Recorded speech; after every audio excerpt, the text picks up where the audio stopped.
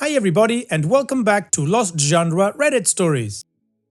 This post is from the subreddit Am I the A-hole and it's by user InvestigatorOK7152. Am I the a-hole for not telling my best friend the real reason I'm not at his wedding?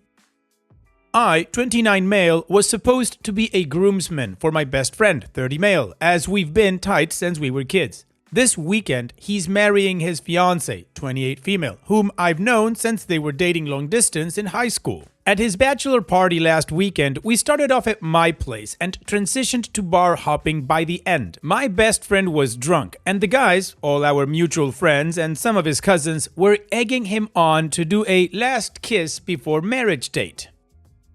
For extra information, I guess, I'm not a fan of that custom at bachelors or bachelorettes because it honestly makes it look like you're being held hostage to marry the love of your life. Plus, it's just disrespectful to your partner. But that's just an opinion I have and to each their own. But I knew my best friend shared it too.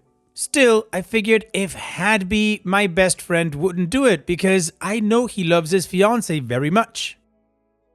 To my literal shock and horror, he turned around, grabbed and kissed me. Not even a dumb peck, like he actually dipped me and held it for a few seconds until someone was laughing obnoxiously. I didn't kiss back, I just froze and laughed it off when it finished. Later, I realized I wasn't having much fun anymore and bailed early, taking some of our drunker friends home with me. The next day, his fiancée first texted me on Instagram, then on WhatsApp asking to talk, and then called me. She wasn't yelling or anything, but was just kind of awkward.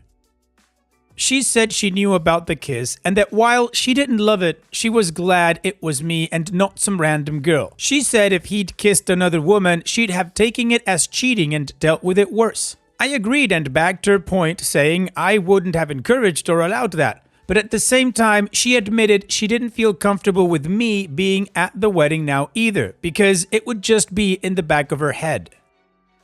I was admittedly stunned at first and then mad, then upset, but came to the conclusion that it was her wedding at the end of the day and told her I got it and wouldn't go.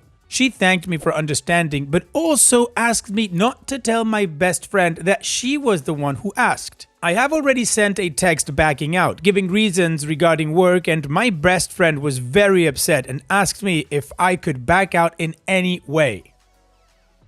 I freelance, by the way, and he knows this, so my lie wasn't a good one, and he went from upset to straight up mad at me for bailing out on his wedding day for work. All our mutuals have texted me in our shared wedding group chat and have asked me to reconsider and told me there's no way I'm skipping his wedding for work I myself manage. Some being harsher and some passive-aggressive, all very valid. Now I'm stuck looking like the a-hole when I was literally asked not to go and also asked not to say I was asked not to go. Everyone around me thinks I'm this a-hole for prioritizing work over my best friend's wedding, and I honestly don't know how to navigate this without losing people.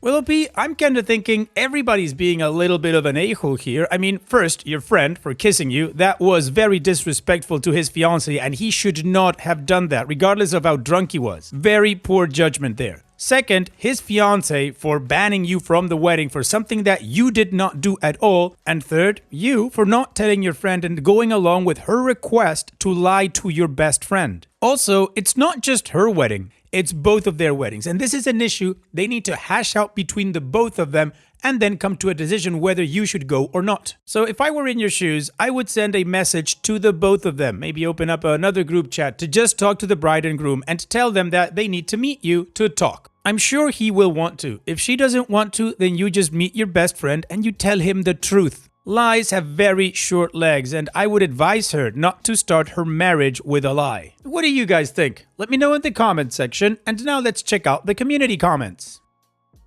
Sushi19 says, tell another groomsman why you're not coming. It will get back to the groom without you breaking your promise to the bride, who should not have asked you to keep that secret when you're taking the brunt of it. That's crappy of her. I also hate that peer pressure, just one last time thing for the record. Ugh, yeah, me too, I second that. Bubblegum's plant says, not the a-hole, but bro, don't do this to yourself and come off as the bad guy. He shouldn't have kissed you. That was disrespectful to his fiance, but his fiance shouldn't be asking you not to tell people either. She needs to own her decisions. You are literally shooting yourself in the foot. Just come clean. Fancy Meaning 8078 says, she asked you not to tell him. You respected her wish. That does not mean you should not share with someone else the origin story. Tell someone, share how it was unwelcomed by you and how awkward it was for you. Share some of the details of the aftermath from the bride's phone call. Let the cards fall where they do. This is you staying out of their relationship and supporting it at the same time. But really, if he is your person and you are standing with the groom's side, it's not your responsibility to shield her from the consequences of his actions or cover up for her request. They need to talk it out.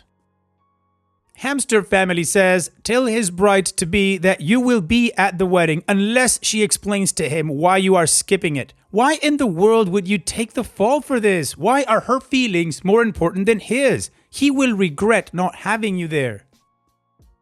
Narnia Mouse says, not the a-hole. Doesn't matter who someone is to you, whether it's a funny date, etc. Someone grabs you and kisses you uninvited and unwanted, that's not cool. Never heard of this tradition either. Stupid custom in my opinion. Quote, I honestly don't know how to navigate this without losing people. Sorry, but it's unlikely that you can. Even if you come totally clean about it and how it's uncomfortable, people are going to just go, it was just a joke, it's not that serious, wah, wah, wah.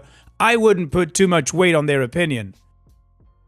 And Legitimate Chef 7088 says, something to consider. She may not be as okay about it being you as she's saying, and this may be the first step in deliberately wedging you away from your best friend. You bail using a see-through excuse and he gets hurt and etc. It's okay for her to tell you she's not comfortable with you at the wedding after this. It's not okay for her to put the onus of hiding the reason on you, as you did nothing wrong.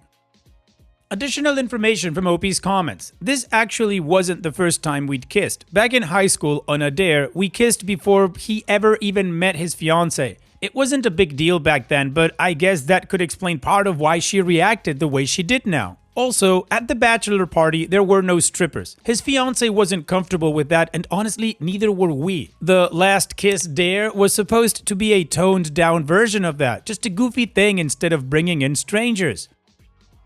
I was against the whole idea from the start. I didn't want to be a part of it, but when it happened, I froze and went along with the laughter. To be honest, I didn't exactly mind the kiss itself. It wasn't totally unfamiliar, but I was uncomfortable because it crossed the line. And I think he chose me because I was the safest option. He wasn't going to kiss some random woman and disrespect his fiance, and I was right there and his best friend. I still thought he might refuse altogether, but clearly he didn't. When his fiancée told me she was fine with it, I could tell she wasn't actually fine. She just didn't want to come off as mean. At the time, I accepted her asking me not to come because I figured it was her wedding and her fiancé, so she had that right. But looking back, I see that I shouldn't have just rolled over and agreed to be cut out of my best friend's wedding like that. I'm planning on speaking to one of the groomsmen and then to my best friend directly. He deserves to know the full truth of what went down instead of thinking I ditched his wedding for work. OP's edit. I sent him a message. He just saw it and is typing. I'll hopefully update once we've properly spoken. Thank you for everyone giving me such good advice and setting me straight. I'm anxious as F and hoping this goes well as the wedding is literally this weekend and we have a pre-party I'll have to prepare for if I'm still counted as a groomsman. Well, the community would agree that OP is not the a-hole and that he does need to tell his friend. I see it as him being an a-hole if he doesn't. Anyways, let's move on to the update to see how this story ends.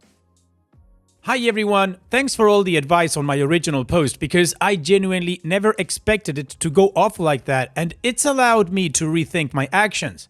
Anywho, I did promise to update after talking to my best friend, so here it is. After reading through all the comments and some private messages, I realized my approach was wrong and wasn't fair to him or myself, to be frank, and was honestly making me look like the worst mother effer on the planet. So I ended up sending him a long text explaining the actual reasons why, starting from the kiss last weekend to his fiancé asking me not to come because of it. also very loosely mentioning that she didn't want me to tell him about it. After reading many comments, I did feel like a wuss for complying in the first place, but I don't know, I still felt guilty about it, even telling him that, and even just breaking her trust. He didn't text back for ages, but called me almost immediately when he saw it. Wasn't yelling or anything, but I could hear that he was really emotional. First, he apologized like 10 times for the kiss. He said he thought it would be just a dumb laugh for the guys and didn't realize how much it crossed a line for both me and his fiance. He also said he never wanted me to feel uncomfortable and admitted he'd been drinking way too much that night. I told him I completely understood and forgave him for that, at least on my end. Then, when I told him about his fiance's request, there was a long silence, and slightly off topic here, but I was eating pistachios and the sharp bit of the shell cut my lip a bit and it was so hard to keep quiet, but I had my super serious convo cap on. So anyways, he just kept repeating like, she didn't tell me that, she didn't tell me that, I swear she didn't tell me that, and said he wished she'd talk to him directly instead of going around him, and that he hated how everything looked. Also said he had been the one to give her my number, as I had hers but never texted her, but thought it was for some surprise plan or present she was planning on surprising him with. After we talked, his fiancée texted me apologizing for putting me in that position, but she still stood by that she personally didn't want me there. She said she didn't want to be thinking about that on her wedding day, and while she wasn't mad at me, she just needed the peace of mind. To cut a long conversation short, I'm going. My best friend told me he wanted me there, but also said he understood if I didn't want to push it with his fiancée, but repeatedly said he wanted me there more than anything.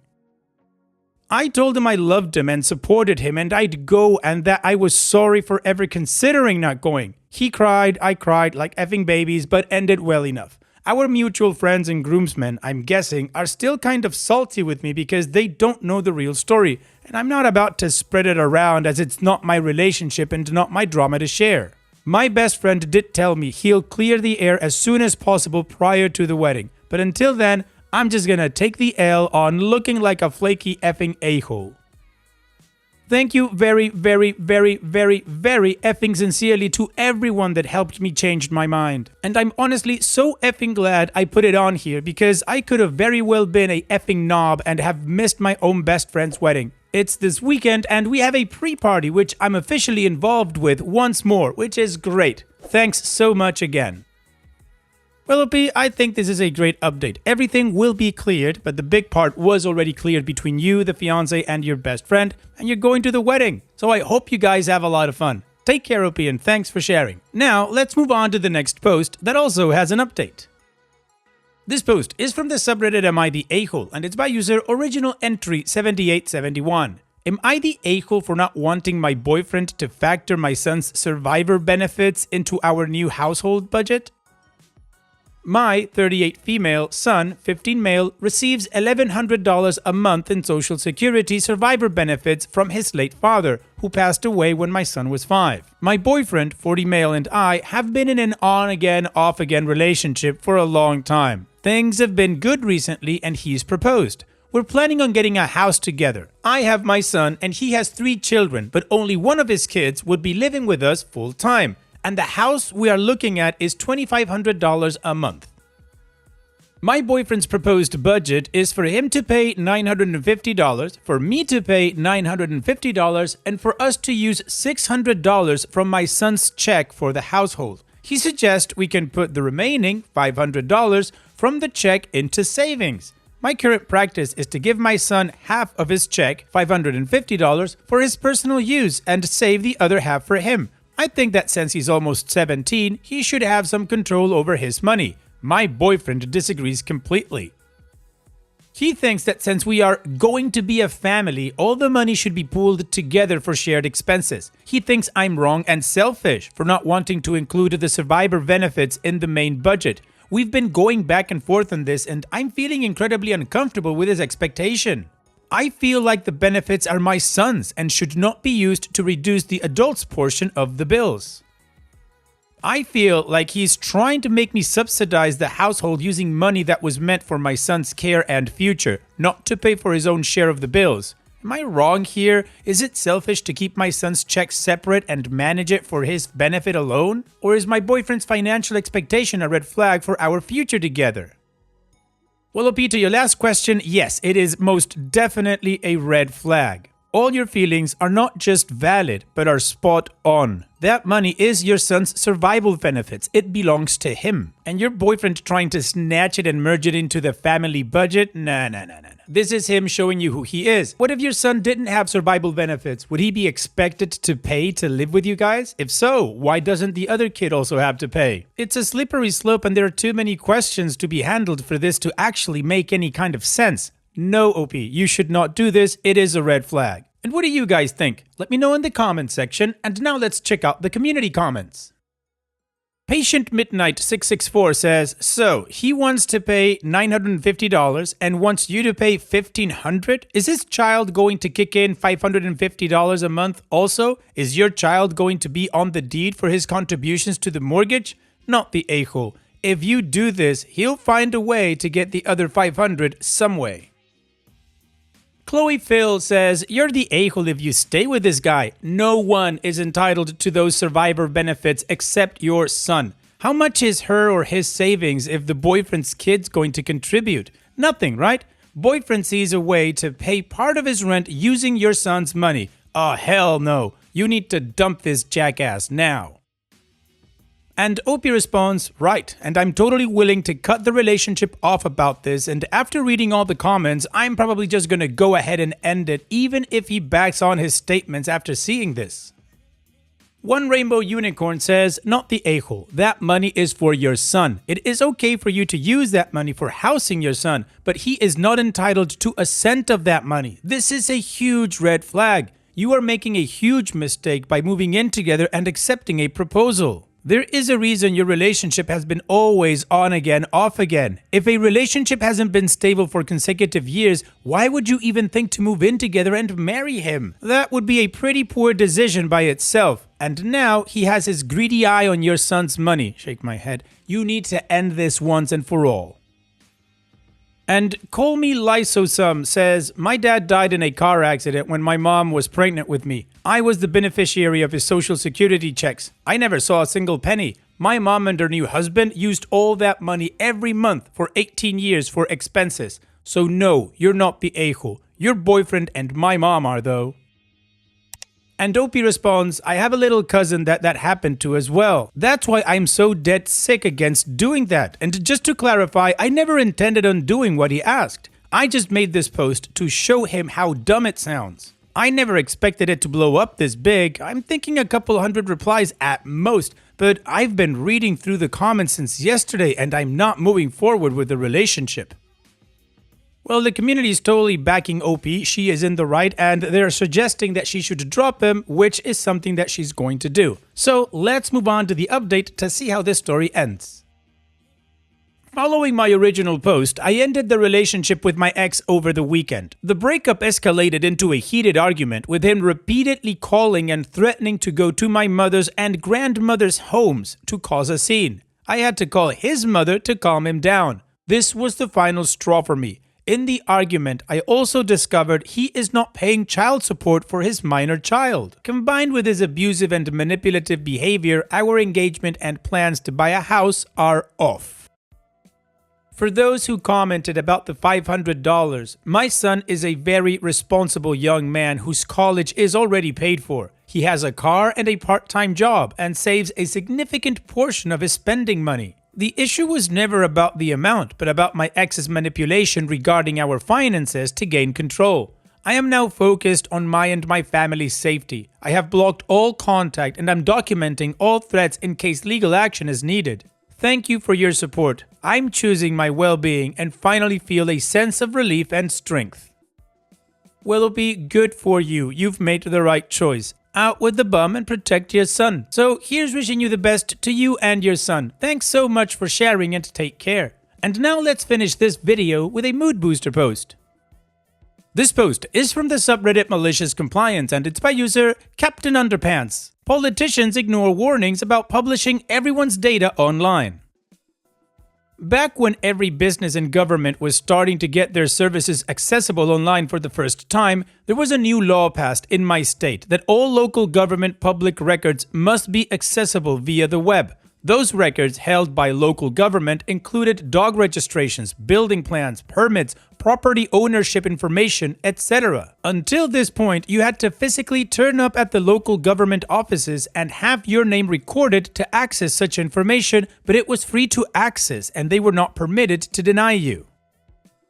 At the time, I was the webmaster for one of the local government areas in Australia. When this was first proposed, we highlighted that residents would be very upset by making this information easier to access and potentially for people to scrape the entire dataset. Tests to prove you were human were not very reliable back then. This was politics, so we were somewhat surprised that the politicians didn't see the potential public backlash. We also wanted to protect our residents from people who would try to abuse or profit from mass access to this information. Our warnings were ignored, so we complied, maliciously. I wrote an absolutely brilliant information portal with the best CAPTCHA we could implement at the time, which complied exactly with what the law required. We ensured the local newspaper knew the exact date and time it would go online and what would be published. It was easy to find and put in a lot of time to ensure news media would be able to easily demonstrate the potential harm. The following day, front page news about the massive privacy issues this could pose. That morning, we were told to take it offline and it stayed offline permanently. The portal was up for a total of 27 hours. In the aftermath, politicians tried to shift the blame to our local government leadership, who shifted it to us in the IT department. We had prepared a paper trail to ensure that those truly responsible were given all the credit for the project, and those who rebuffed our warnings had their emails included in the Freedom of Information requests made during the investigation. Well, OP, they wanted the information accessible to everyone, they got it, and also theirs. Thanks so much for sharing, OP. And that's it for today's video. Thank you so much for taking the time to watch it. Now, if you've gotten to this point in the video, I assume that you like these stories that I'm reading out. So here are a couple more that you might enjoy. And if you don't have any time to watch another story right now, save it for later. And also, don't forget to hit that subscribe button.